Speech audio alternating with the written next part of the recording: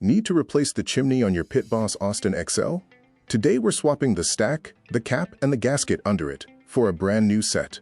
We'll walk it in clean technical diagrams to see the repair from angles that are hard to catch on camera. It's an easy job. About 20 minutes with a Phillips screwdriver and a scraper for the old gasket. Let's get into it. Step 1. Spin the cap off. But first, pull the plug, let the barrel go cold, and put gloves on. Then, we can work. The chimney cap rides a threaded rod down the middle of the stack. Turn it counterclockwise. Keep turning and the cap walks itself up the rod, a little higher with every spin. Rusted stuck? A drop of penetrating oil on the threads beats muscle every time. A few more turns and it's off, leaving the bare rod standing. Set the cap aside. The new one threads onto that same rod at the end. Step 2. Unbolt the stack. The flange at the chimney's base is screwed to the barrel.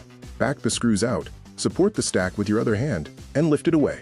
The old gasket usually comes with it, in pieces. Step 3. Scrape and seal. Take the old gasket down to clean metal. Every crumb left behind is a future smoke leak.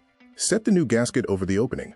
Line the new stack's flange up on it and run the screws down evenly, a little each in a cross pattern. Step 4. Set the cap. Thread it back onto the rod and set the gap so smoke flows freely. Then snug it. The cap is your rain hat and your draft control in one piece, so don't choke it down to nothing.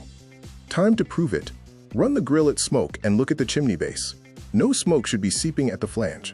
The column should rise clean out of the cap, and the cap should hold it set instead of spinning loose. Wipe a finger inside the stack after it cools. The manual expects buildup here, so a clean start is your new baseline. Pass all 4, and this repair is finished. That's it. If you enjoyed the video, please hit like and subscribe. We'll see you in the next one.